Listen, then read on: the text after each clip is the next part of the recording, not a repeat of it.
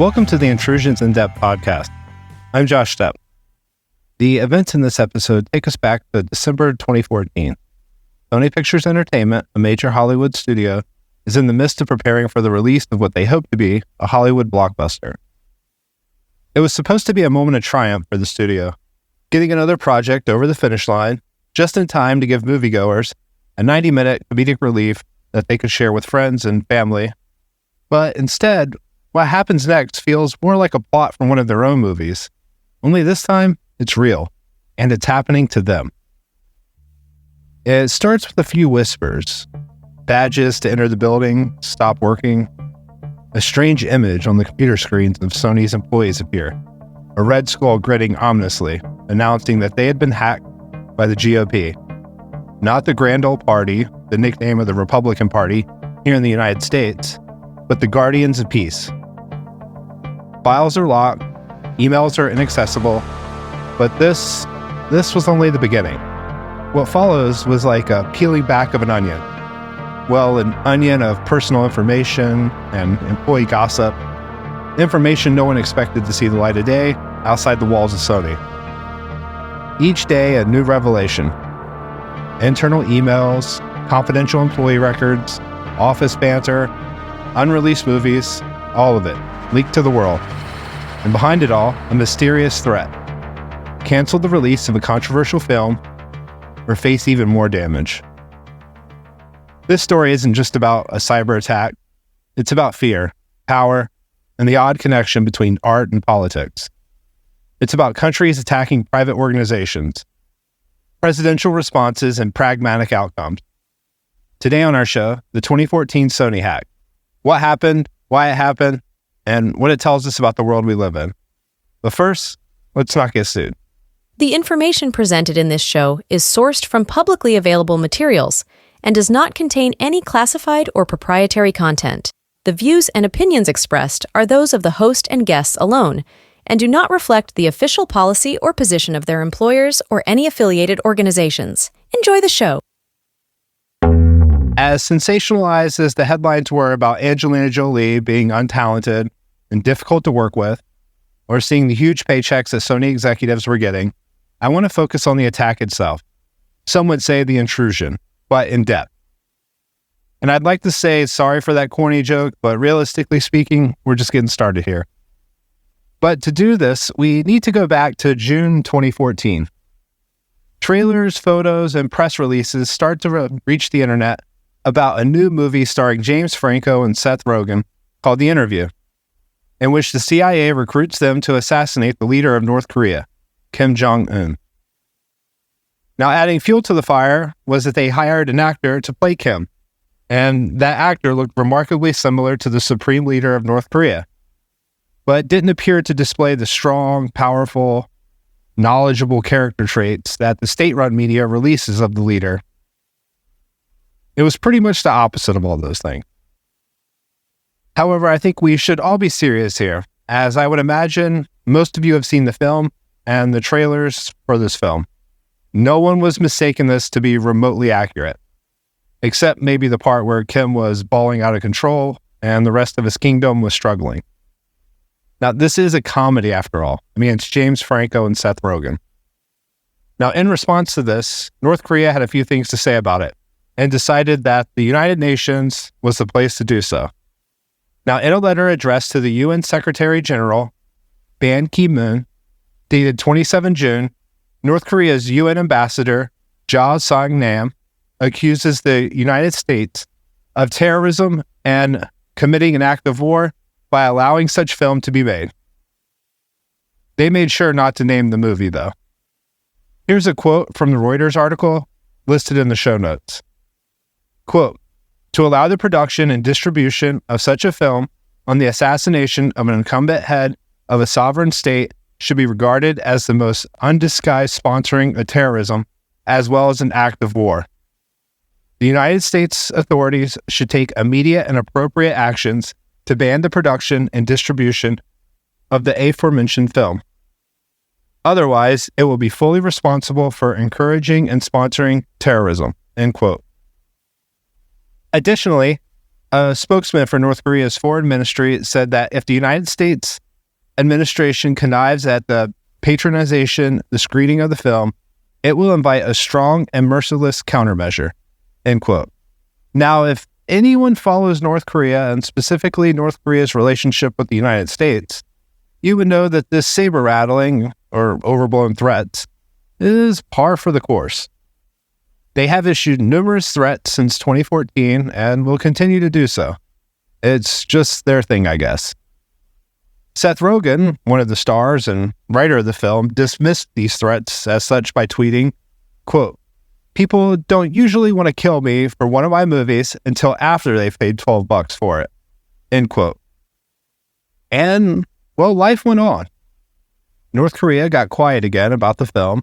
Sony Pictures continued to press on with the marketing for an October release.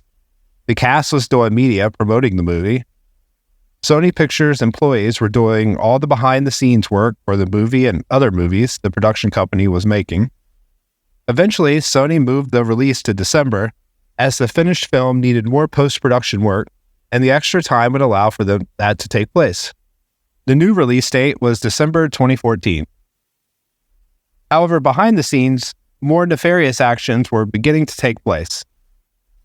25 September 2014 is when most agree that the initial access took place, with an email claiming to be from a person named Nathan Gonzalez.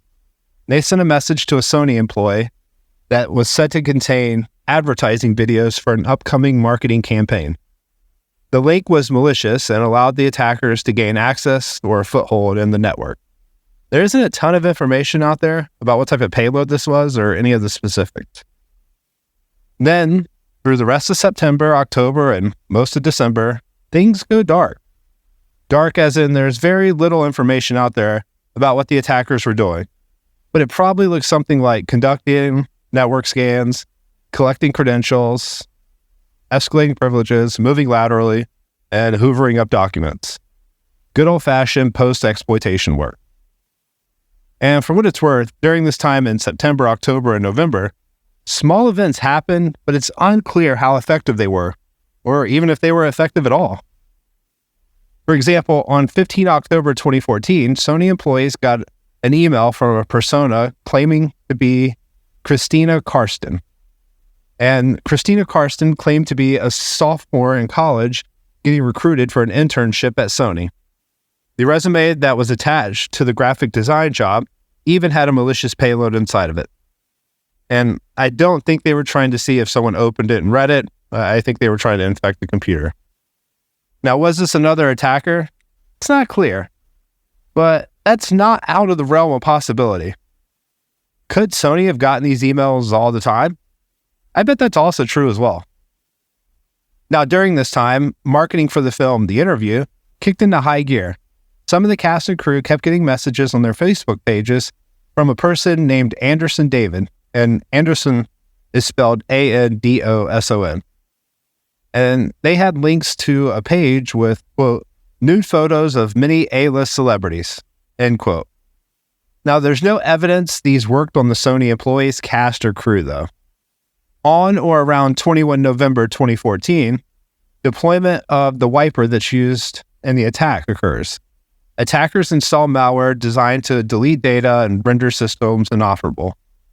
And it's scheduled to execute on 24 November. There's evidence that Sony Pictures servers' host names were inside the malware, as this would indicate that the attackers had knowledge of the network to include those host names as key systems. On 24 November 2014, nothing happens. I'm just kidding. Sony Pictures Entertainment employees arrive at work to find their computers displaying a threatening message from the attackers claiming to be named the GOP, or Guardians of Peace. On the next day, rumors of Sony Pictures being attacked surface online and on social media posts. The tech site Recode reports it as being North Korean backed. Then the following day, on 26 November, an email to 4 Sony executives is sent from a person named Frank David, but it appears to have fallen on deaf ears. They were in the middle of a malware attack, after all. The email stated, quote, "We began to release data because Sony Pictures refused our demand. You are to collapse surely. Damn to cruel and reckless Sony Pictures. End quote. Although this next part is fuzzy as multiple sources have slightly different days this occurred, and I think it's a matter of where they looked or something along those lines. But in all actuality, it's a difference of a few days, so it doesn't really take anything away from the story. On November 26 to December 1st, 2014, the GOP starts releasing confidential data, including unreleased films, employee information, and executive emails. The unreleased films start hitting pirate sites on December 1st. The films were Annie, a modern remake of the classical musical, scheduled for theatrical release on December 19th, 2014. Still Alice, a drama featuring Julianne Moore as a linguistics professor diagnosed with early onset Alzheimer's disease. It had limited screenings at film festivals, but was not yet released in theaters. Mr. Turner, a biographical drama about a British painter, J.M.W. Turner. It was scheduled for limited release in the United States on December 19th, 2014. To Write Love on Our Arms, a drama based on the true story of the founding of the nonprofit organization To Write Love on Our Arms. It was scheduled for release in March of 2015. And then last was Fury, a World War II film starring Brad Pitt as a tank commander in 1940s Germany. It had already been released in theaters on October 17, 2014, but was still in its theatrical run when it got leaked online. Then, from 2 December to 5 December 2014, the motherlode of all personal data was leaked. Data on over 47,000 individuals, including employees, celebrities, all of it was leaked online. And this is the bulk of the release that had the most damaging impact. The FBI released a flash, which is like a notice of activities that they have been seeing, as well as a list of indicators of compromises to check their logs for. They didn't explicitly state that it was Sony Pictures that was attacked, but most people were able to read between the lines and connect the dots. Now, during this time block, on 29 November, the GOP sent a letter to reporters. Here's what it said. Quote, "Hi, I'm the boss of the GOP. A few days ago, we told you the fact that we had released Sony Pictures films, including Annie, Fury, and Still Alive on the web.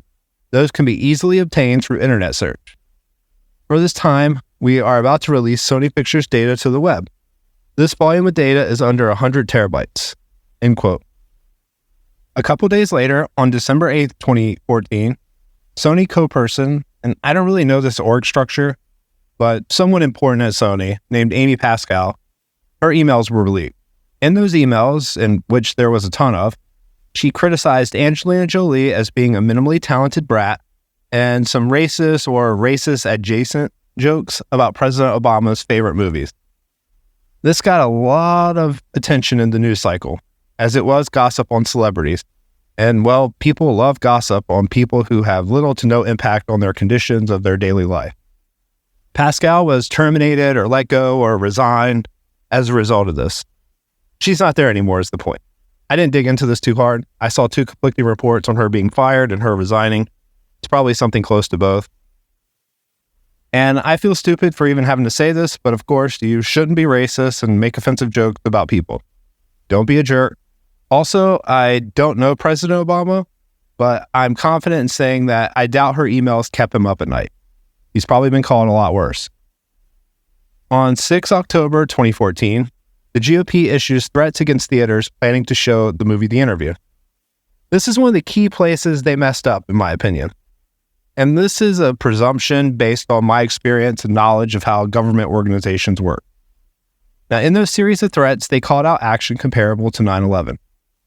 Well, those threats are threats of terrorism. And threats of terrorism is how you get more FBI and more law enforcement and government agencies in your business. As sad as that sounds, you're probably better to sticking to just trying to extort them. Just my unsolicited, terrible advice on how not to get caught really fast doing crimes, I guess. Just kidding. Don't attack people and try to extort them. Get good, work at a pen test firm where you can do this legally and still vacation freely. Now, on December 17th, 2014, in response to the threats, theaters declined to show the film. Sony announced the cancellation of the film's release. The following day, the FBI publicly stated that North Korea is responsible for the cyber attack on Sony Pictures Entertainment. Then the day after that, on December 19th, During a press conference held at the White House, President Obama addressed the cyber attack attributed to North Korea and criticized Sony's decision to cancel the release of the film. We're going to circle back to this in a bit. On December 20th, all communications stopped with the GOP, the Guardians of Peace, as their final message mocked the FBI. Quote, "The result of investigation by FBI is so excellent that you might have seen what we were doing with your own eyes. We congratulate you success. FBI is the best in the world." End quote. So obviously this isn't someone who natively speaks English. I hope. I mean, I've gotten some love letters about some of my episodes telling me about all the flaws I have in my life with similar grammar and tone. So maybe this is a thing. On December 25th, 2014, Sony releases the film online and in select independent theaters, a very small number of them. Then on January 2nd, 2015, the United States imposes new sanctions on North Korean entities in response to the cyber attack. Now, admittedly, sanctions can be a huge blow to a nation, especially one as poor as North Korea. However, these weren't the first or second or last sanctions to be put on the Hermit Kingdom. I don't think they really care, to be honest. Plus, the only people willing to trade with them will go around the sanctions and deny it anyway. But still, this is a lot of effort to put into a movie shown in the, quote, evil empire of imperialist aggressors and nuclear war maniac that are, of course, the kingpins of human rights abuse. All of these are claims in which the North Korean government has lobbed at the United States over the years. The kingpins of human rights abuse is rich, though. That's a good one. That's confession through projection, folks. Now let's take a closer look at some of the possible motivations. One has to wonder why this film was seen as a catalyst to North Korea to attack Sony Pictures. Typically speaking, North Korea's attacks at the time were financially motivated, as the country has been cut off from most of the world and hammered by sanctions. It also doesn't appear to be great at growing food or maintaining an industrial base or keeping electricity on for most of their country.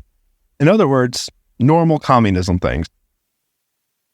Now, another aspect is that this isn't the first time North Korea had been the butt of a joke in Hollywood. Team America World Police was a 2004 satirical action comedy directed by Trey Parker, one of the co-creators of South Park. Now, this movie used marionette puppets and was produced as like a parody to the big budget action films that were popular at the time. It satirized both American interventionists and global politics, along with popular culture and celebrities. Kim Jong-il is depicted as the primary villain in the movie.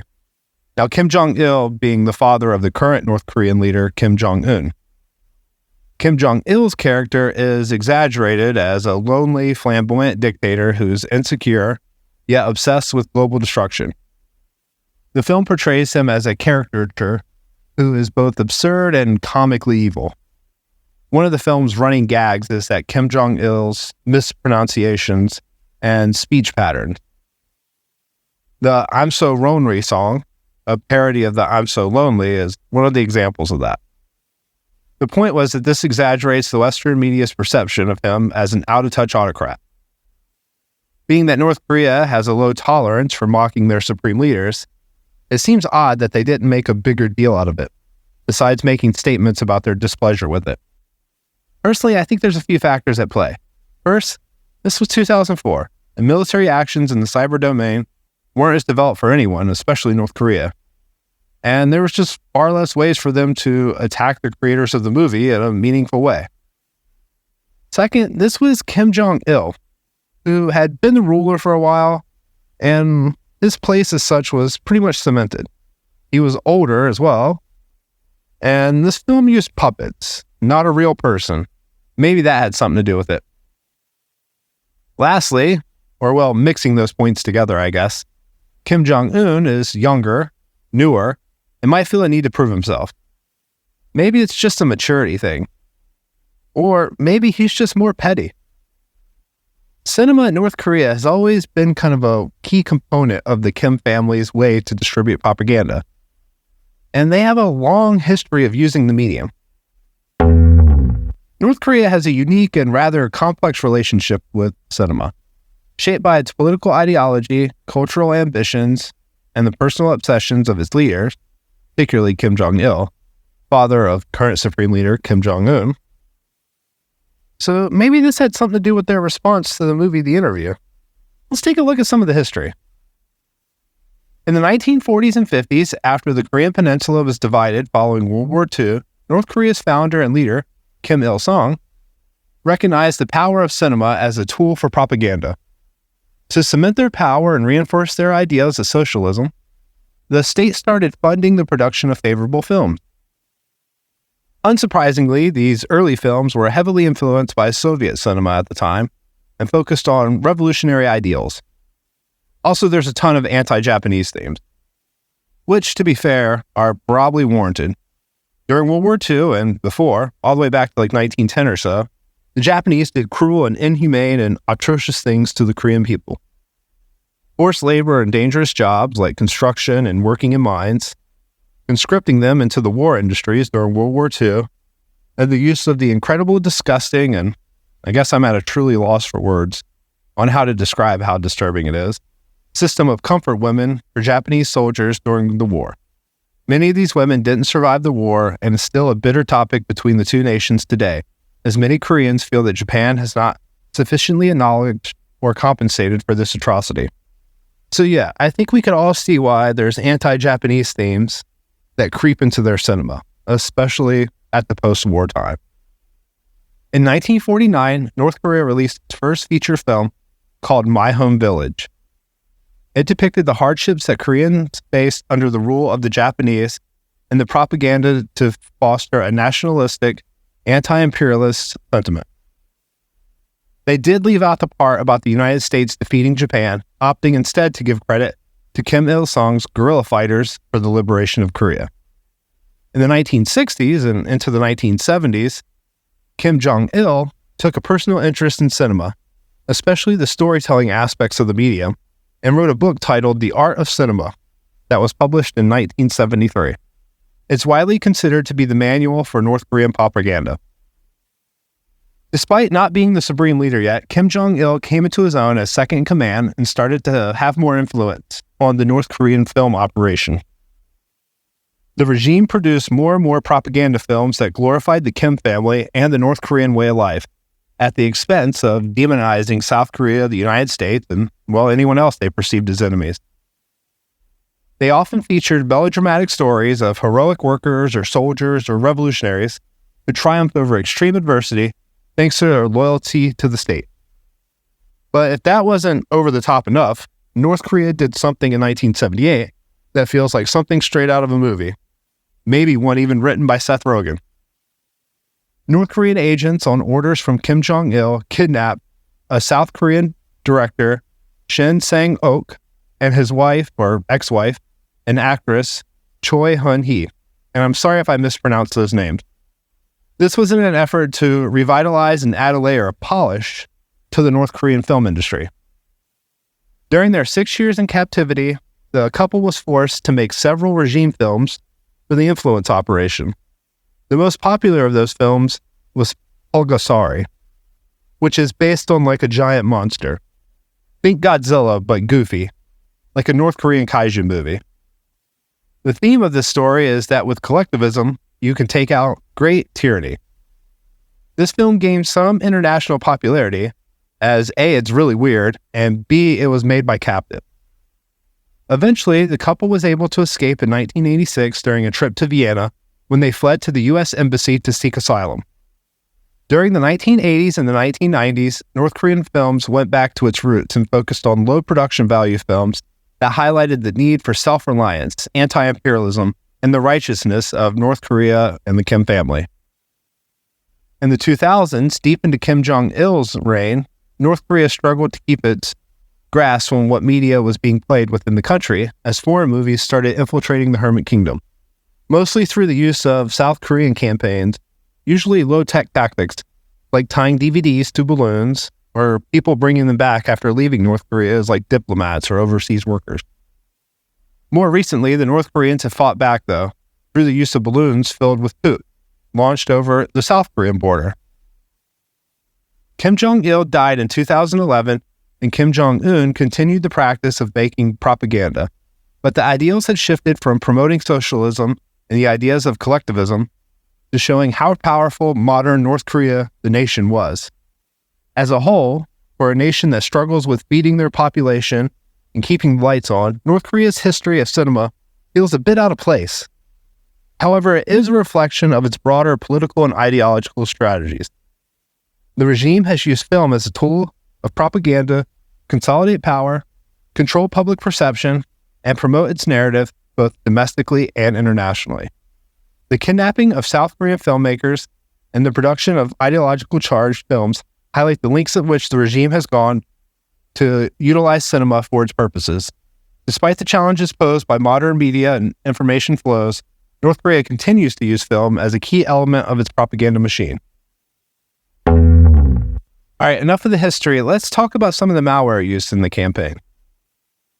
The initial entry into Sony was 25 September through a malicious link to an advertising video, supposed advertising video at least. From there, the attackers had roughly 2 months to snoop around before destroying the computers. Now remember, this campaign wasn't like NotPetya or WannaCry or some destructive worm. And WannaCry being another suspected North Korean campaign. Future episode. And the goal of those are obviously carnage and encrypting files. This was closer to like a good old-fashioned influence operation or information stealing operation, in that they stole files and leaked them as well. Approximately 38 million files. Then they burnt down the entire environment. As FireEye, or as we would call them today, Mandiant or Google Mandiant, was responding to the incident, other security researchers were trying to glean any insight into the attack based off the available data, mainly the screenshots of the threats from the GOP posting online. Trend Micro linked Sony Pictures' attack to a malware family called YPAL and identified a variant called YPAL-D, which is designed to deploy YPAL-C, and in turn drops an image file named walls.bmp after the hard drive has been wiped and the system was rebooted. Now, this attack appeared to use the C and D variants and not the previously discovered A and B variants.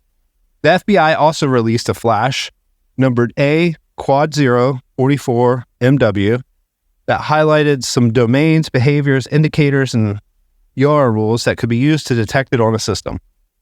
The malware has also gone by a more common name called Destover, which I will continue to use going forward. Now back to the FBI flash. I'm going to quote a section of the flash. Quote, "The original file name of the file is unknown, but it's likely disparkimage16.exe. This file serves as the dropper. It drops destructive malware igfxtray.exe, and when the dropper file was executed, it starts a second instance of itself with an I argument. Then it's terminated. The second instance of the dropper file installed itself as Wins scheduled management, it looks like, service with TAC-K as a command line argument. Starting the service, then terminated. The Wins scheduled management service executes a file with the TAC-K as an argument, and then it starts another instance with TAC-S. The TAC-S dropped and executes the igfxtray.exe created by net_ver.dat. The following files are added: igfxtray.exe and net_ver.dat. End quote.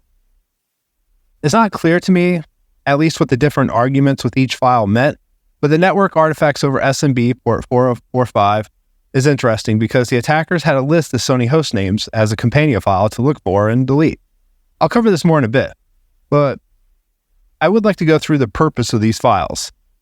In the strings, you can get an idea of what the malware is looking for: network shares to delete and manipulate, as well as examples like net share shared /delete, admin $syswhile64, admin $system32, and net share shared system root, net shared system root grant everyone full. It's also clear that this was tailored for Sony because it did include the host names, And the compile time of the malware was November 2014, right around the same time it was released to Sony. The FBI flash was informative for detecting the sample and went to great detail. However, for the analysis of the malware, I would bounce between it and some other sources, as well as my own analysis, as I had also poked around on it. That's a technical term, of course, all while I was trying to get the audio for the 6 shots in the screen in this podcast episode.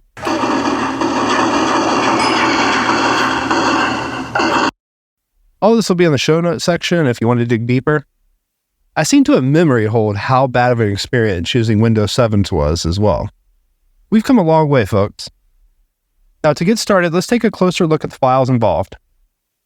The first file was net_ver.dat. This appears to be a configuration file, and it appears to contain hostname, IP addresses, and the number 2. Entries in the files have the structure as hostname/IP address/2. I don't know what the 2 means, and no analysis I could find confirmed what it meant either, but I don't think it really matters as well. The next file, igfxtray.exe, had a compile time of November 2014 as well, and a language pack of Korean. As a note, the language pack isn't a smoking gun, but could be used as a data point. It's not uncommon for threat actors to use language packs that aren't their own. In this case, it could be a lack of caring for leaving forensic footprints, ignoring the setting, or the Russians. I'm foreshadowing here. More in a bit. I'm going to quote the FBI flash. The file, igfxtray.exe, is a destructive malware, a disk wiper, with network beaconing capabilities. If igfxtray.exe is run with no parameters, it creates and starts a copy of itself with the TACI argument. After 10 minutes, the file makes 3 copies of itself and places them in the same directory that it was executed. These copies are named according to the format taskhost.xx.exe, where XX is a randomly generated ASCII character. 3 copies are then executed, each with different arguments, one being TAC-M, one being TAC-D, and the other being TAC-W. Network connections attempts are made on one of the 3 hard-coded IP addresses in random order to either port 8080 or 8000. If a connection to the IP address cannot be made, it attempts to connect to another of the 3 IP addresses until connections to all 3 IP addresses have been attempted. The following command line string is then executed. cmd/c .stop msexchange_is/y. 120-minute, 2-hour sleep command is issued after the computer is shut down, rebooted. End quote. Now, the TAC-M overwrites the MBR, creating a USB driver 3.sys and starts that service. It creates a file handle with 64K strings of OX and all A's and connects to the other drives and overwrites them. TAC-D overwrites all the data on the logical drives with 20K chunk, with the exception of files that are EXEs or DLLs, in which those are forced for deletion. TAC-W stops the Windows terminal services, writes the hacked by page out to C Windows IIS server.exe and starts this process, which listens on port 80 and serves the files. Some other research I did for this episode said that the sample communicated over HTTPS. I didn't see this. All the traffic I saw was HTTP. Maybe they had made a mistake or had a different variant. I'm not trying to call anyone out, just maybe that they had a different sample. Speaking of listeners, when the file IIS server.exe executed, it starts listening on localhost port 80. It has 3 files contained in the resources section, and all of them were XORed with aux63. Judging by the name, it was trying to appear to be an IIS server. It's a rather crude attempt, as the file isn't signed by Microsoft, and I guess if you looked at the netstat command and saw it, maybe it wouldn't get your attention right away. The XORing of the files shows that it may at least be trying to hide some of its functionality. Files have XORed or exclusive ORed in malware, or I guess any other software, for various reasons, primarily for obfuscation and simple encryption. In terms of obfuscation, XORing encryption is often used to make it harder for static analysis tools or reverse engineers to directly identify important strings, executable code, or other sensitive data in the binary. By XORing the data with a key, in this case, aux63, it makes the original data unreadable until it's XORed again with the same key. To determine the key, there are tools, or you could just write your own that brute forces it till it becomes readable. Shout out to Lenny Zetzler, who taught me this in Forensic 610 almost a decade ago now. In terms of anti-detection, by XORing the data, malware can bypass certain antivirus detection mechanisms that scan for known patterns or signatures in executables. The XOR data looks like random noise until it's decoded at runtime. This makes it harder for security tools to flag. It can also be used as like a lightweight encryption, as XOR is a simple operation that requires very little processing power. So it's often used by malware authors as a lightweight means to hide their payload or other files. Even though it's not very secure by modern cryptological standard, it can still be effective for hiding data in situations where the goal is merely to evade basic detections for long enough. Plus, you don't have to risk sending a key to the host. The CPU can brute force it just as well. Now, XOR operations are easy to implement in reverse. XORing the sample data twice with the same key reveals the original data, making a convenient tool for malware authors to hide and later retrieve information. Now, moving on to the last files, USB driver 3 32-bit.sys and 64-bit.sys are system files and also commercially available tools that allow the read-write access to files in raw disk sectors for use in user mode activities in Windows 2000, XP, 2003, Vista, 2008. And this file is dropped from igfxtray.exe. This sample also had another little surprise, which I assume assisted in remaining undiscovered: a timestamp file and cleared log. The utility setMFT is used for timestamping, or changing the metadata to reflect the different write or access time of the file. This helps it blend in. The timestamping here used a disk file already present to copy. This is the preferred way of doing it, as you don't have to worry about typoing it, or if something looks silly or is missing a second or something that would stick out. Also, looking for duplicated times would be noisy and annoying as... Now, this can help conceal a file's existence from security personnel looking for malicious files or scanning the files created after a certain date. Now, this usually becomes obvious when forensic tools come into the play, as the record dates usually won't match. So if you're running forensic tools, the operation's over. And in this case, the MBRs are toast, so the sample also used AFSET to wipe the Windows log. AFSET, like setMFT, can also be used to timestamp files and wipe the Windows log based on criteria, IDs, times. It can also change the executable build time and checksum. Now, being aware of these utilities suggests to me the possibility that the compile times, language packs could all be spoofed or manipulated, or whatever the right word is to indicate deception. And this is why attribution is stupidly hard. Some of the files stolen and leaked data was Sony's signing certificate themselves. And this led to a signed and, quote, trusted version of the malware. Sorta. Kaspersky later determined that this was a hoax. Another variant of the Destover malware not used in the Sony attack, but similar to it, was signed by the stolen Sony certificate. Then the sample that was never seen in the wild, thus making researchers come to the conclusion that it was a hoax, was uploaded to VirusTotal. Essentially, someone signed an old variant with the leaked Sony signing files and uploaded it. The bigger issue with this is that the password in the PFX file, the file used to sign the binaries with Sony, was leaked out into the public for other people to use it. Researchers also noticed similarities between Destover and other wipers, specifically the Shamoon wiper of Saudi Aramco in 2012 and the Dark Soul attacks of 2013, which we discussed a little earlier. I'll probably do an episode on both those in the future. Now, Shamoon and Destover used LDOS drivers known as raw disk to achieve direct user mode access to the hard drive without using Windows APIs. This is the commercially produced product mentioned in the FBI flash. In all three cases, Shamoon, Dark Soul, and Destover, the groups claimed credit for their destructive impact across an entire large network and had no history or real identity of their own. They all kind of disappeared after the attack. Now, images from the Dark Soul attack, the Whois team, and Destover's GOP, Guardians of Peace group, included a hack-by claim accompanied by a warning and threats. Both threatened that this was only the beginning and the group will be back. It appears the original skeleton artwork was also included in both. Hopefully, the North Korean got a bigger TV in Pyongyang for doing that sweet art. But there are differences between the campaigns as well. The Destover samples didn't have Linux scripts like Dark Soul did. And I would assume this is based on the attackers being in the network for so long that they were able to determine that there was no Linux host present or that were a sufficient target. Also, there's the glaring fact that Dark Soul and Sony fits nicely in the North Korean enemy bucket, whereas Shamoon hitting Saudi Aramco feels like a Persian in nature attack. Iranian. And that's not just my analysis, it's a general consensus as well.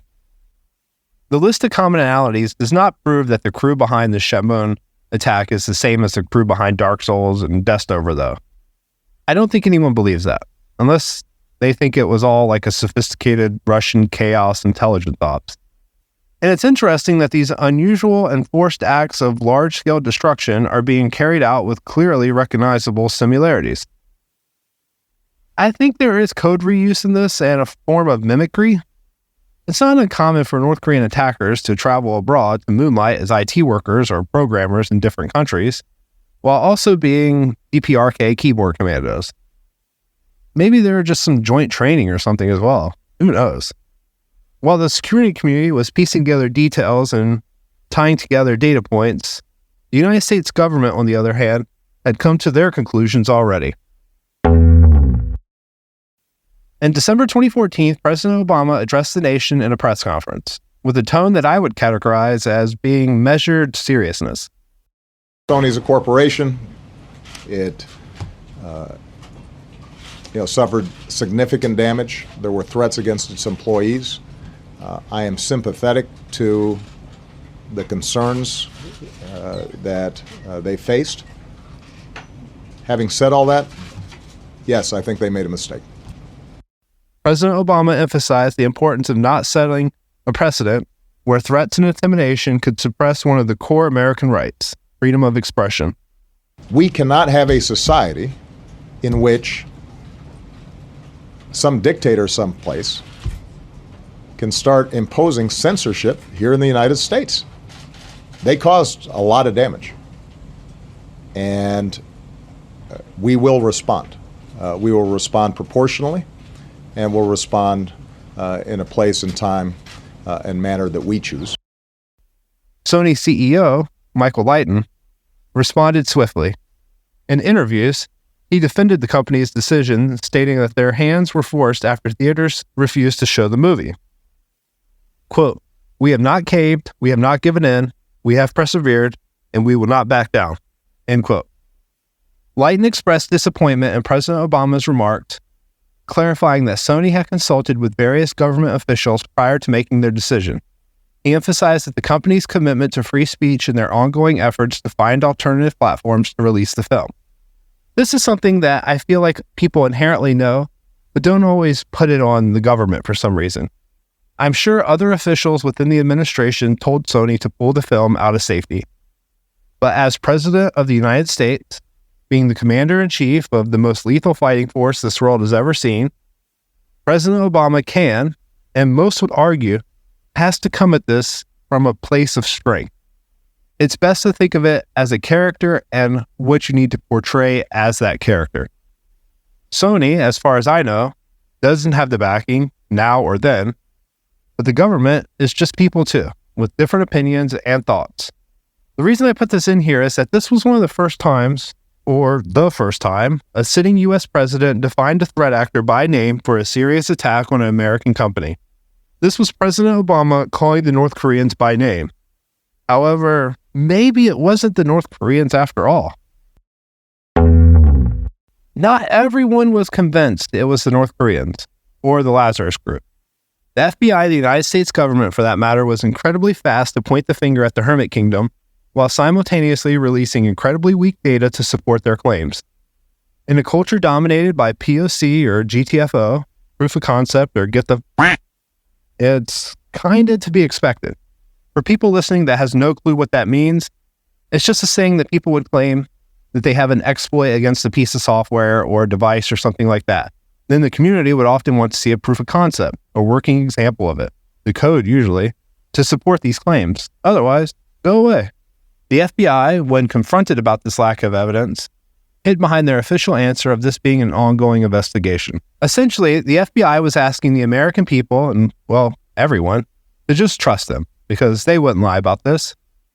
Unsurprisingly, this idea of trust us didn't go over very well with the largely technical swaths of people who had begun digging into the available facts, coming up with their own theories, conspiracy theories, if you will. The problem with conspiracy theories is that sometimes they're true. And in this case, some influential people and news outlets had raised their own suspicions. Let's take a look at some of these more convincing ones. Some of the first rumors to circulate was that this was the work of a disgruntled employee or group of employees, as Sony had recently went through a round of layoffs. Maybe this was a way to target the brass at Sony they felt was responsible. Others speculated that it was an inside job from the wife of a head of a rival studio. They speculated that she got her friend a job at Sony so that this friend could, quote, be a Russian honeypot, end quote, to allow access to Sony systems to Russian hackers. I don't think the writer knows what honeypots were and how they're actually used in espionage. The idea is that she got her friend access to Sony's critical systems so that they could let the Russians in to burn the place down, and the rival studio would then take their rightful place as top of the movie pyramid. People also speculated that this was a Sony investor hiring Russian hackers as a way to profit from a post-hack stock collapse. I mean, this is Hollywood after all, so these storylines should be pretty juicy. These feel more like movie pitches, though. Essentially, though, as you can see, everyone thought it was the Russian. I don't know if this is because at the time, the Lazarus Group or Lab 110 was seen as a second-rate hacking group behind the Russians, or Five Eyes, or Chinese, or if they thought it was out of character, since traditionally speaking, North Korean groups are more financially motivated. Maybe it had something to do with the correlation of Hollywood villains being Russian. What struck me as odd during this incident, and while I was doing research for this episode, is that no one suspected North Korea was capable of this. Sock puppet accounts, the destructive malware, all of these TTPs were attributed to Russians. Despite seeing this earlier on Dark Seoul, another similar attack to South Korea, Dark Seoul being spelled Seoul in the capital of South Korea City, that is. However, eventually more convincing Russian data points presented themselves as high-profile people, mainly Seth Rogen, expressed doubts. Rogen claimed to have hired investigators to examine his devices and accounts, but found no evidence of a breach. He went on to state, quote, "The fact that Evan Goldberg and I were never really specifically targeted always raised suspicions in my head," end quote. I don't have enough data points to come up with a rational reason for this, except maybe it may have been something simple, like they just were using Apple devices and they didn't have working exploits for them. I mean, Macs don't get viruses after all.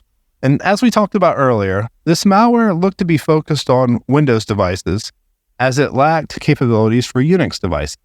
Steve Moscow, that's an unfortunate name, the Sony Pictures television head, publicly stated that he believed the motives had nothing to do with the movie The Interview. There was also one breach at least 9 months previous to the public attack of 2014, according to leaked emails from the VP of the legal compliance team to the general counsel. It noted in February credentials for a Sony Pictures entertainment system may have been obtained by an unauthorized party who then may have uploaded malware. Other emails confirm that Sony decided to keep this quiet. Now, this has a few implications that we can gather. One, attacks happen to companies often, and they run IR to remediate it. Wouldn't be too surprising. Also, unless they are compelled to from public pressure or government pressure, companies are usually quiet about this type of thing. It probably happens more than you would expect if you aren't in the trenches with this stuff. But what is subtle about this is that it appears Sony is running this through their legal team to hide the discovery behind privilege, which is also common and not always clear to people, as lawyers typically aren't seen as IT specialists. But you can claim privilege and not disclose details of incidents, in some cases, especially if it's told to a lawyer. The documents are considered dual purpose in these cases. However, more recently, in the Capital One data breach, the United States District Court for the Eastern District of Virginia disagreed with this assumption. The court rejected Capital One's assertion that the forensic reports generated post-breach were protected by attorney-client privilege. Well, this makes things messy, as precedent is all over the place. The best explanation of this is from a lexicon article titled, U.S. Supreme Court Ruling Leaves Uncertainty Around Legal Privilege for Forensic Reports. I've linked it in the show notes. And warning, this gets into the weeds for legal wonk. I'm not a lawyer by any means, but for some reason, I like to read this stuff. So, the application of attorney-client privilege to dual-purpose communications, those serving both legal and non-legal purposes, has led to different tests across the United States courts. These tests are mental models courts use to make a judgment in a case. The problem, as we will see with these tests, is that different courts have different tests, and the Supreme Court is usually required to step in and determine which one of these tests is the law of the land. The first test is the primary purpose test, which a majority of courts use. It states a communication is protected only if its main purpose is to seek provided legal advice. In the Grand Jury 2021 in the Ninth Circuit, a law firm was compelled to produce documents because the court applied this test and found that legal advice was not the primary purpose of the communication. Another test, the significant purpose test, which is primarily used in the D.C. Circuit Courts, privilege applies if one of the significant purposes of the communication is obtained or providing legal advice, even if it's not the primary purpose. This was established in Property of the People, Inc. versus Office of Management and Budget. Now, this is probably the assertion that Sony was working under and Capital One asserted. Then there's the no privilege for dual-purpose communications, which is in the Seventh Circuit. Now, this is Illinois, Wisconsin, and Indiana. In the case of U.S. versus Frederick, the court held that dual-purpose communications related to tax preparedness and litigation are not privileged at all. And this seems absurd to me, as people are pursued all the time for violations of tax reporting and disclosure.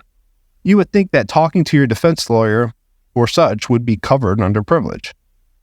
So this would be a great thing for the Supreme Court to take up. Fortunately, to address these conflicting standards, the Supreme Court considered in Grand Jury, January 2023, that the key question was whether dual-purpose communications are protected by attorney-client privilege when legal advice is the predominant reason for the communication. The petitioner's attorney advocated for the significant purpose test, arguing that the primary purpose test undermines clients' ability to seek legal advice in situations where legal and non-legal purposes are intertwined. However, the Supreme Court dismissed this case without providing a ruling or detailed reasoning. Thanks, Supreme Court. During oral arguments, some justices suggest that the issue might be better resolved by lower courts. As a result, no definitive guidance was given, leaving the conflicting test in place. Maybe it's just me, but I find this type of action infuriating. Dismissing this to the lower courts is what got us here to begin with. I mean, you could easily assess this as being a Fifth and Sixth Amendment issue. The Fifth Amendment protects individuals from being forced to incriminate themselves. While it doesn't mention attorney-client privilege, the privilege supports this right by allowing clients to openly communicate with their attorneys without fear that those communications will be used against them.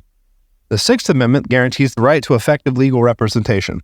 Attorney-client privilege is essential for this right to be meaningful, as it ensures confidential communication between a defendant and their attorney, which is critical for adequate legal counsel. So if you take Article 3 of the Constitution, it doesn't explicitly state that privilege as it's rooted in common law, but still, it implies to grant the judiciary the authority to interpret laws and the Constitution.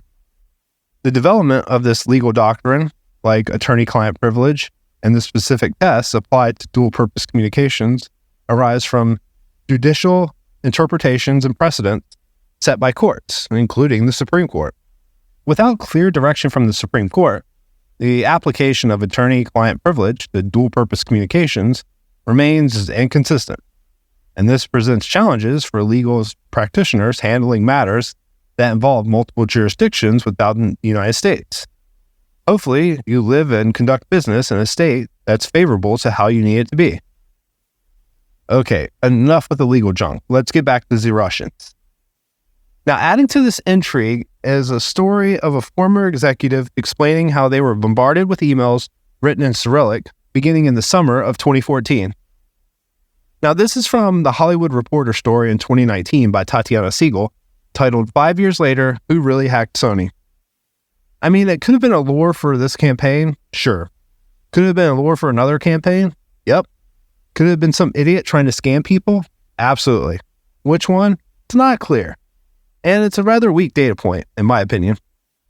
Then, in early 2015, someone else pops into the story. Full disclosure, I didn't know the story, and my research would take me here, as ironic as it is. But in early 2015, a Russian hacker and FBI informant named Max Popov supplied researcher Jeffrey Carr with stolen Sony documents from before and after the breach. Popov claimed that these were from a Russian associate. Carr apparently had conversations with Yama Tough, who, if you listen to part 4 of my Phineas Fisher series, From Russia with Hacks, you would know that this is one of Max Popov's personas. Carr explicitly asked Popov, Yama Tough, if they were involved with the Sony hack, and the Black Hat hacker denied any involvement.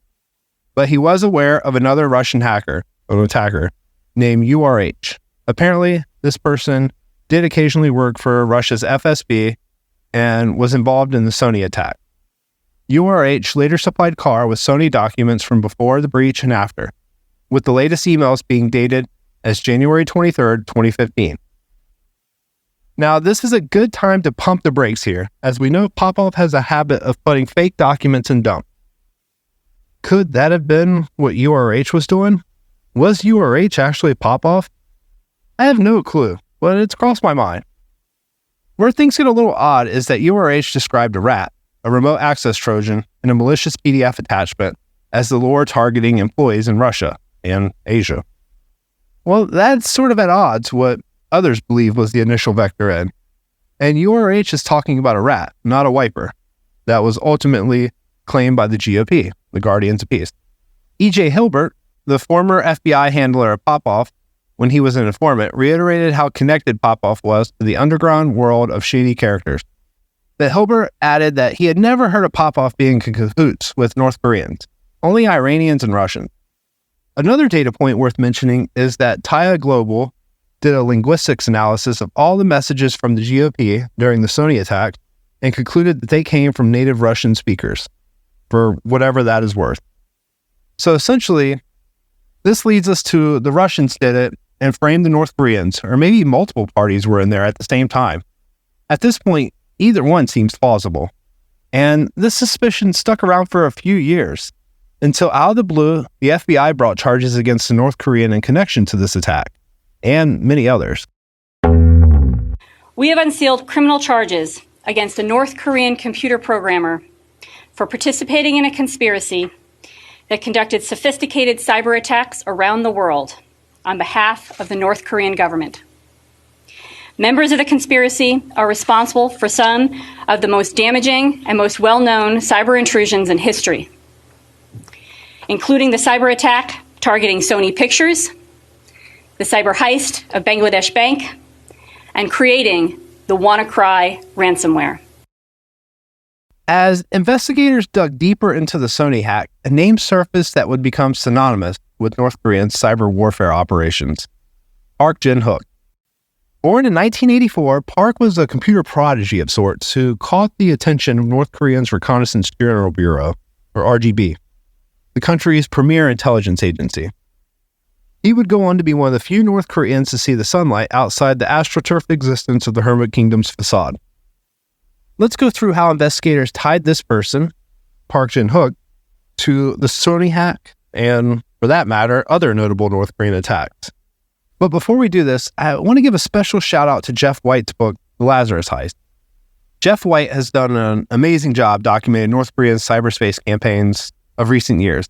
I'm literally scratching the surface of the content that's in that book. Stories from Sony employees, WannaCry, the Bangladesh bank hike are just some of the topics covered.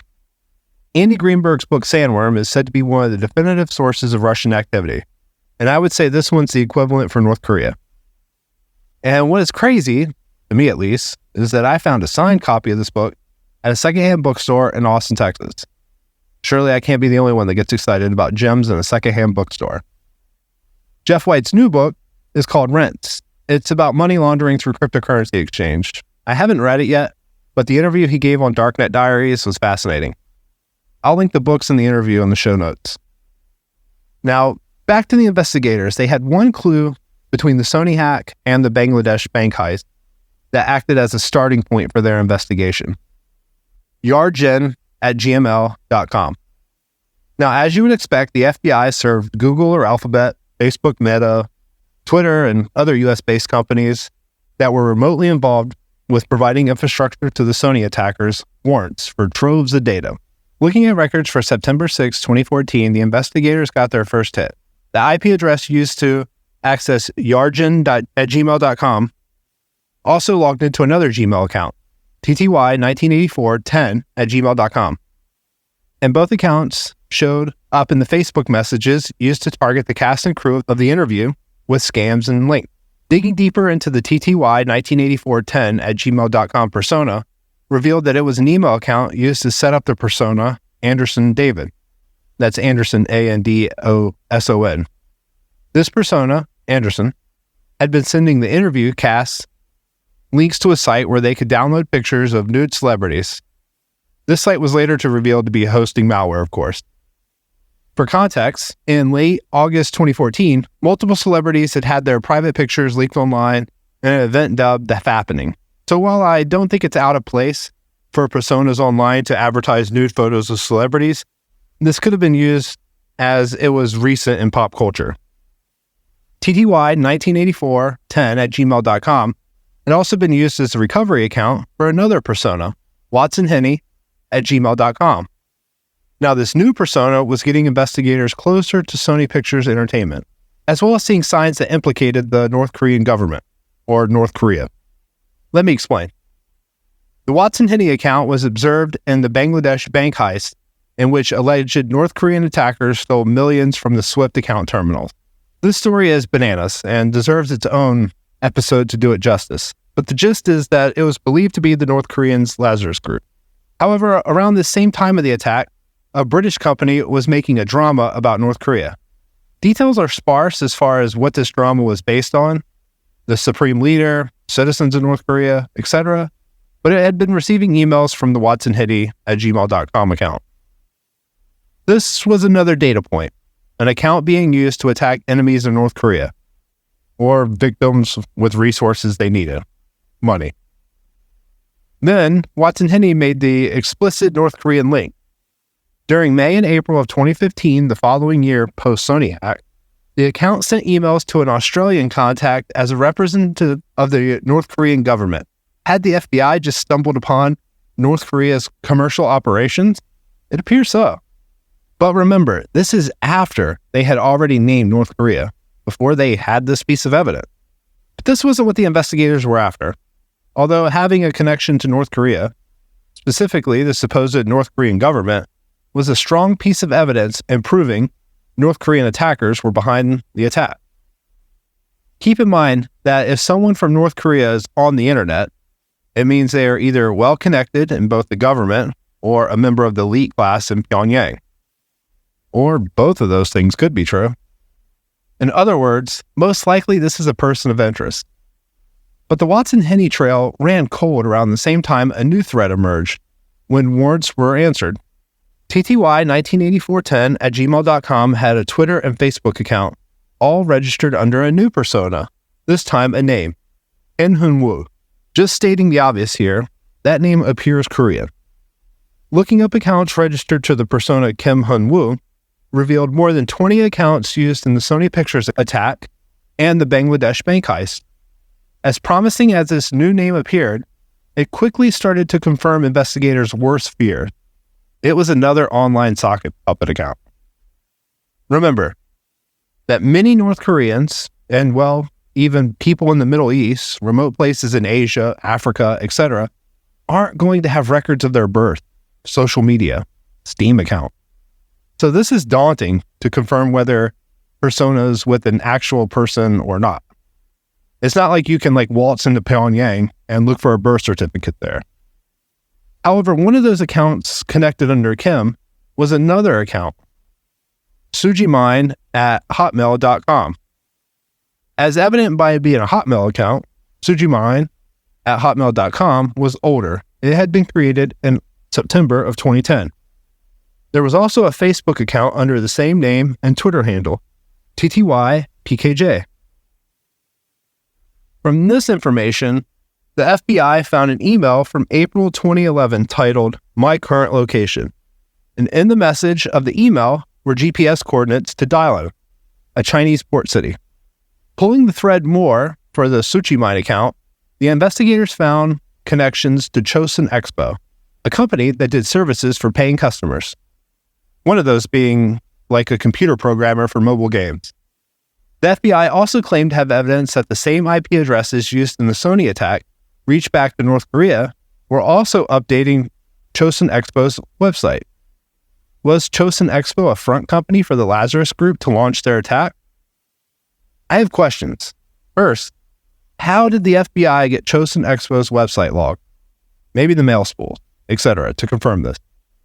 And this is rhetorical, of course, as this is sources and methods by name, and I doubt this is something that would ever see the light of day, but it could be used to piece things together.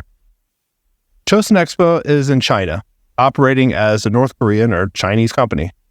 I highly doubt that they would comply with U.S. court orders for search warrant. Second, why would North Koreans have front companies for these activities in different countries? Although I think I could probably answer that question right now. North Korea has limited IP addresses, and anyone on those IP addresses would be a person of interest, traffic to inspect if possible. China, by contrast, has a ton of IP addresses, and they would blend in better with the other traffic from China. Third, why hasn't anyone highlighted the Chinese connection in all of this? As heavily monitored as that country is, it would need to get outside the Great Firewall to be effective. I feel like this would need some help. I'm additionally curious about the state of IT behind the Great Firewall. As an overarching question, I would imagine it's a dumpster fire like it is in the rest of the world. Exposed no-auth databases, wide open S3 buckets, but probably under some Chinese company. New Amazon. That's a Silicon Valley reference there. But back to this, the other pieces of key information presented themselves in emails. The employees of Chosun Expo had to report to a North Korean political attaché their location. My guess is this is to maintain control over people who had gotten outside the country. I would venture to guess that these people had plenty of sticks to keep them from defecting and enjoying the more free aspects of life in China, which ironically feels weird saying that China is a free country by contrast. The other piece of information was the jackpot for this investigation, a resume, passed between a customer and department head of Chosun Expo with details of a new programmer coming to the company. This programmer's name, Park Jin-hook, a graduate from the Kim Chaek University of Technology in Pyongyang. Within the resume, investigators got more information about Park. Like he was born in 1984, he was proficient in multiple programming languages, C++ being the one he's the most strong in, and a photo of the man, an expressionless man in a brown jacket in front of a blue background. You can see it yourself. I put a link of it in the show notes, or just Google Park Jin-hook. It's what the U.S. government used when they announced sanctions and charges on the individual. Spoiler alert. One thing I do take issue with is how the investigators connected Park to WannaCry, Sony, and the Bangladesh bank heist. And that was the use of C++ being a smoking gun. Now, this may make sense to people not familiar with IT or computer science or programming, etc. But essentially, this is the equivalent of saying that the suspect for this murder case spoke English, so therefore Bob down the street is implicated because he knows English too and lives in the same town as the suspect. C++ is often the first language taught in university or even lower level schools. It's been around forever, and it's widely used in projects that require speed and performance. And they don't want to bother rewriting a code base in Rust. There, I said it. So I should get some reps on Hacker News now. I don't know, but the point I'm trying to make is that this feels weak to me at this time, and even back when they were talking about it. The FBI claimed that Park was the face behind the sock puppet accounts of Andros David, Watson Hitty, Kim Hyun Woo, and other accounts used in the Sony attack. I want to emphasize that these are claims from the US government. Not that I'm trying to throw shade or any doubt of their findings. I just want to emphasize that I haven't seen any evidence to confirm this. I doubt anyone will, and there isn't hard details on the internet or in books to confirm these accusations. Taking a step back, the data points for this event all correlate back to a persona named Park Jin-hook, one way or another. Furthermore, Park has strong ties to North Korea and appears to be a member of the government, the Lazarus Group, the name associated with North Korea's most prolific threat actors. Park also has ties to Chosun Expo, an alleged and now sanctioned front company for North Korean cyber operations. Oh, and in one of the emails the investigators found, Park has a wife back home in North Korea and wants to permanently be back with her. He referred to her as comrade. So remember that, everyone, for your loved ones on Valentine's Day. Roses are red, violets are blue. In this journey of life, I'm glad you're my comrade too. All joking aside, we don't really know if he believes the ideology and is doing this from a place of sincerity or fear for his life or her life, his family's life, or a mixture of both back in North Korea. I'll expand on this in a little bit. But one thing that keeps coming back to me is that this person had access to the internet, the greatest collection of human knowledge known to man, but yet was still indoctrinated in the North Korean brainwashing. It's not uncommon for North Koreans to be sent abroad to work. Logging operations in remote portions of Siberia and Russia, where they expectedly face harsh conditions, and most of their wages are sent back to the North Korean government. North Korean workers are also employed in factories, construction sites, textile mills in China. These workers are controlled by the North Korean government, and their movements and communications are heavily restricted. Many North Koreans work in border regions of China, and their wages are, again, largely siphoned back to the regime in Pyongyang. North Korean construction workers have been sent to countries like Qatar, Kuwait, and the United Arab Emirates, the UAE, where they have been employed in construction projects, particularly in the run-up to large events like the FIFA World Cup that was in Qatar. In many cases, their working conditions are poor. They're kept under strict surveillance by North Korean handlers so they don't defect. And once again, most of their wages go back to North Korea. There are also these weird North Korean restaurants in other countries, particularly in China, Cambodia, Vietnam, and Thailand.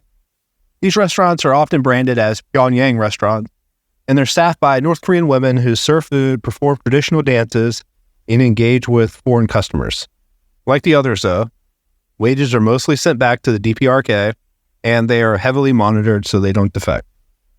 Workers have also been dispatched abroad to build statues and monuments and memorials in various African countries, including Zimbabwe, Ethiopia. These large-scale public work projects typically are socialist in style and serve as a means for North Korea to earn currency and maintain diplomatic relations with these nations, which is obviously a sore spot for nations in the West and UN nations, well, most of them at least. These countries are giving hard currency to a sanctioned nation while they're also collecting tons of U.S. foreign aid. Qatar being the biggest culprit, in my opinion, as they have U.S. military bases and have used North Korean workers for the World Cup. For all intents and purposes, these North Korean citizens are modern-day slaves. North Korean overseas workers often work under difficult and exploitive conditions.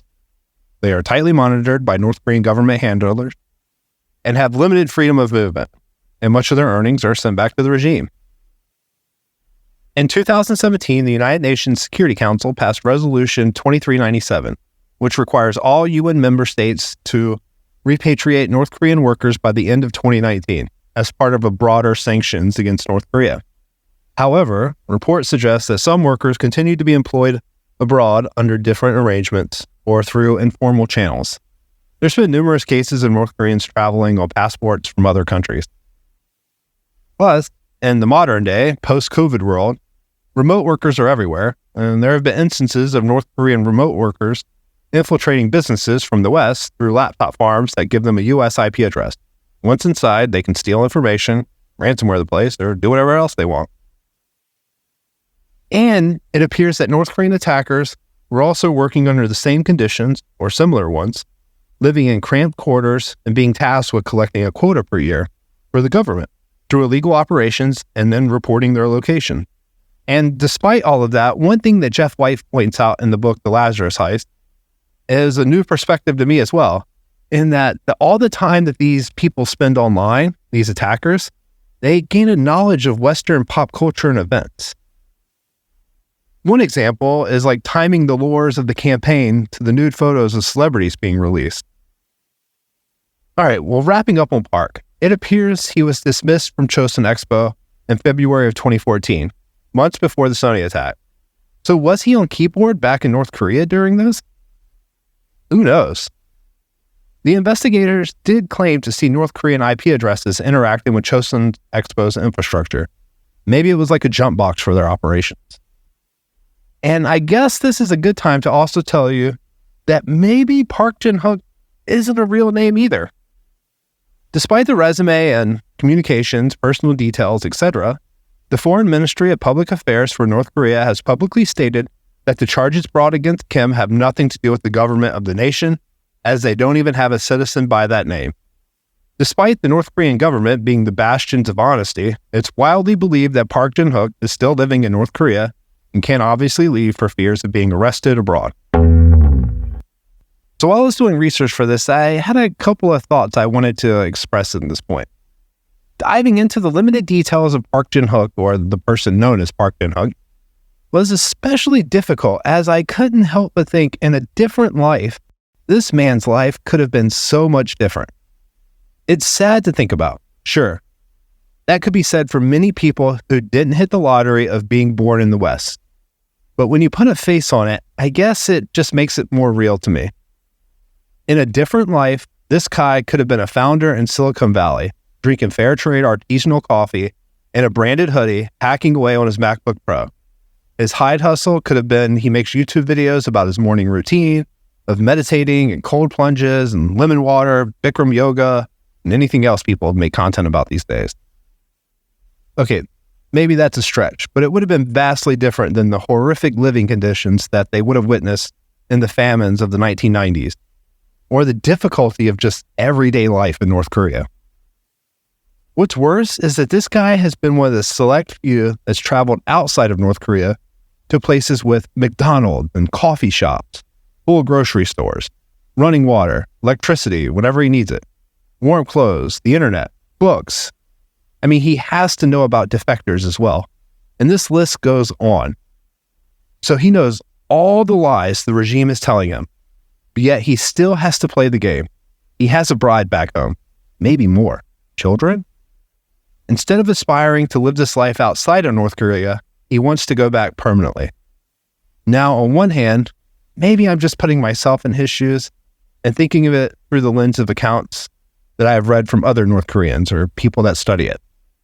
Yomi's Park's In Order to Live, Michael Malice's Dear Reader, the unauthorized autobiography of Kim Jong-il, Housen Lee, The Girl with Seven Names, a North Korean defector story, or Jacob Bogle's Access DPRK sites are just some of the ones that come to mind. And I'll link all of those in the show notes if you want to check them out yourself. Who knows though? Maybe this dude is full on engulfed in the ideology and would be upset hearing my views on it. Either way, it's kind of depressing and something that sticks with you as you put these pieces together. When doing research for this episode, other things stuck out as well. One of which being that if I were President Obama or an executive at Sony Pictures, would I have done something different? It's an interesting thought experiment. Specifically, not releasing the movie. That's a tough one, as you are weighing potentially safety, corporate lawsuit exposure, and ideals against one another. Although mass shootings at movie theaters are incredibly rare, one had happened recently, at the time. In 2012, Aurora, Colorado, during the premiere of The Dark Knight Rises, in which it appears someone thought that they were the Joker and attacked the theater, killing 12 people and injuring 70 more. Upon further inspection, the home of the attacker was booby-trapped and had to be defused by the bomb squad. The attacker, I'm not going to say his name as they're a scumbag and they don't deserve any recognition, was a neuroscience student working on his PhD that later entered a plea of insanity, but ultimately got life in prison. Good for him.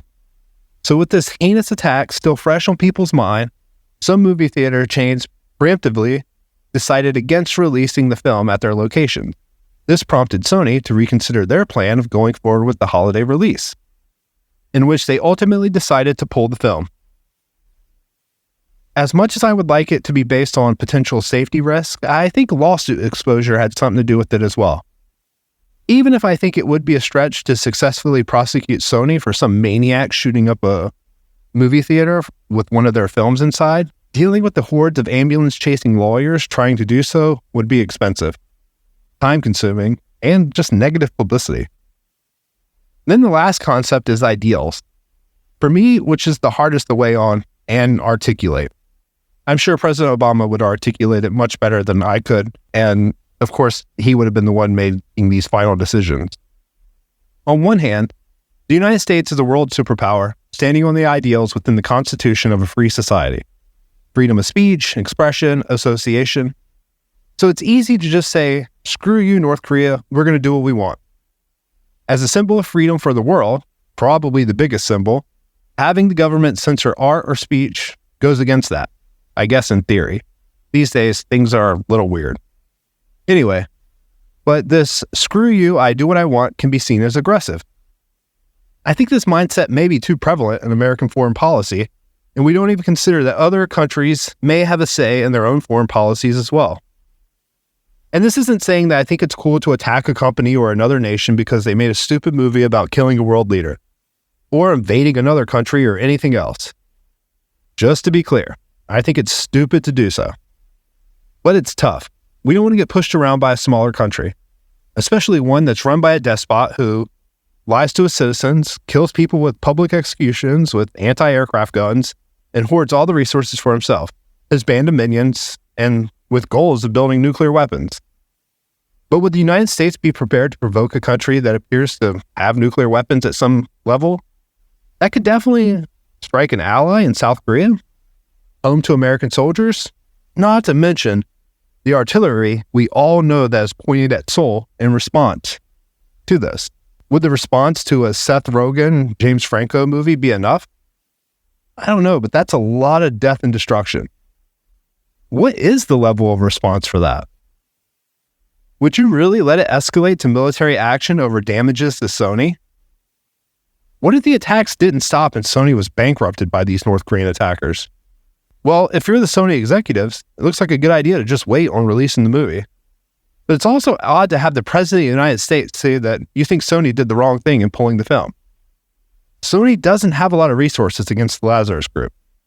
They can't really make them stop unless they build a walled fortress around their network and hope they evict them before doing so. How much would that slow down Sony's ability to make movies? Profit? I don't know.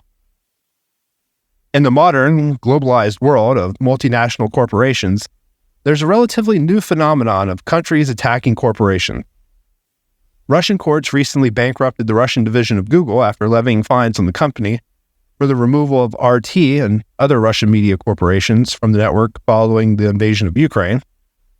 The Russian court ordered the Google branch to pay fines, and they said that every day they didn't pay the fines, they would double.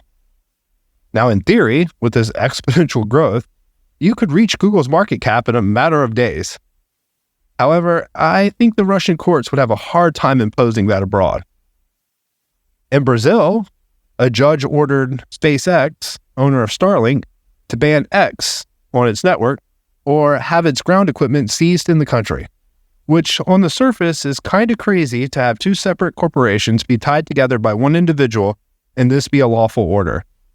It's even crazier if you consider both these corporations are American, and the American government last year alone gave Brazil almost $22 million in foreign aid. Should the U.S. just threaten withdrawal of those funds if it continues with this retaliation? I don't know, but that's a solid argument. One could also make the argument that it's the cost of doing business in other countries, which could be a decent argument, I guess. However, in Sony's case, they are in Hollywood, the United States. The United States is being attacked by a different country. Is a military attack warranted to stop this? Was that what happened when the internet went dark for North Korea a couple months after the attack? Plus, who knows what else went on that we don't know about? The line between escalation and aggression is razor thin. One could assume that Kim Jong-un would know that the end of the movie, The Interview, would look a lot more realistic had a military response from the United States occurred. Sure, it would be brutal. Wars are always brutal, and they should be avoided at all costs. But he would have to know that this would be the end of his rule of North Korea and his family's lineage as such. Does he really want to be that guy? Would that be enough deterrence? I think so. But then again, I'm just some dude pontificating into a microphone for a podcast. I think how fast the United States was able to fingerprint North Korea and publicly attribute the country by name was seen by some as a new norm. And while it raised suspicions and doubts, as the FBI hasn't always been seen as an agency known for speed in investigations, I personally think this is fresh on my mind as I've been reading a book on Ted Kaczynski and didn't realize that the search for him went on for 17 years. And we still don't even know who D.B. Cooper is. Okay, that's a joke. But I want to express that the entire point of an investigation, when you are the FBI, it isn't about speed. It's about getting things right and filling in the story. The United States would go on to release North Korean tool sets in 2018 to VirusTotal as a way to disrupt their campaigns. They named Russia for involvement in the 2016 election, which I guess is becoming a trend, as they did the same to Iran in 2020. And even now, as I record this in late September of 2024, months before the United States election, there are widespread bulletins about Russians, Chinese, and Iranian influence operations in the upcoming election. But then again, we also need to remember the problem with incentives. In 2016, the President Trump campaign was accused of benefiting from Russian influence in the election. Some people think this is what pushed him over the line to win, and others dispute how effective it was. None of that really matters right now. As a result, multiple government organizations, government-funded think tanks, university programs, etc., popped up in an effort to illuminate, stop, counter, report, do something with foreign involvement in elections. Awesome. This is something we need to keep a handle on. We don't want hostile nations influencing our politics, after all. However, we need to remember that their paychecks, grants, mortgage payments, prestigious speaking gigs depend on this occurring. This is no different from any other organization or a group built for activism against a problem. Ironically, if these organizations stopped government influence in elections, they're out of a job. So they need to do two things. One, continue to expose this as being a problem and finding examples of it. Two, never succeeding at what they need to do while convincing politicians and, in some cases, even lobbying for more resources and money to do it. The FBI and DOJ sometimes have to narrow the window of what is a crime and prosecute crimes in novel ways. Sometimes. I want to emphasize this. As a way to justify their new buildings and new headcount. I don't want to get too deep in this as I don't think this is the right place or time, but some of the post 9/11 arrests and even more modern events with informants and agents coercing actions from low IQ people don't feel moral or just, and awfully close to entrapment, in my opinion at least. And I'm not trying to say it's political to one side or another, or the FBI or DOJ is a terrible organization that shouldn't exist. I think the opposite of that. I think there are plenty of people who, like most people, go to work every day trying to do their best and make a difference. That's commendable and should not be criticized. But we all know every group has their share of liars and narcissists and terrible people in their rank. And this isn't controversial. I'm just saying that you need to keep this in mind when you're reading reports, as sometimes the group behind the report's paychecks depend on this being true. And just to be clear, I'm not saying that the FBI or government is lying about this or anything else. I'm just trying to state that both sides of the argument on why some may not take the accusations of the U.S. government that North Korea did this as gospel. For example, in Park's case, I don't doubt that he had some involvement in the campaign. The evidence I presented earlier from the investigations seemed compelling. It's hard to fingerprint code after all. However, I also think that he is the face of the operation because he's the only person they have a photo of. It's not like there's many North Koreans with Facebook accounts or TikTok. Their yearbooks aren't published online or anything like that. Some of the Russian evidence makes sense as well. I mean, the initial demands of Sony was for money. That feels like a weak place to start to try and get money if you're the North Koreans. And there's some evidence that the attackers didn't even bring up the movie The Interview until after the media did so, suggesting the attackers saw this as a possible motive after the media put it in their head. Were there North Koreans also attacking Sony, as in someone else or multiple someone else's? Were already there? Possibly. Was it Russians claiming to be the North Koreans? Sure, that's not out of the realm of possibility, I assume, either. It's kind of a mess, but I'm inclined to take most of the evidence against Park and the North Koreans as probably what really happened. Or close to it, at least. Well, let's talk about some of the ramifications to Sony. Now, for Sony, and specifically Sony Picture Entertainment's employees, this attack had lasting consequences, even to this day. Sony estimated that the recovery cost to be around $35 million. This is for IT professionals needed to investigate and remediate their network, get them up and running again, while evicting the bad actors. It appears that Sony had insurance and $15 million of that was reimbursed via insurance. The movie The Interview did $40 million in digital sales, $12.3 million at the box office, and all of that was against a $44 million budget. However, they probably lost money after you factor in the advertising budget as well. I couldn't find a number on that. They also had 3 other movies released online, so you could assume that they had similar numbers and that they lost money or broke even in a best-case scenario. Sony employees' data was released, social security numbers, offer letters, human resource files, plainly on the internet for all to see.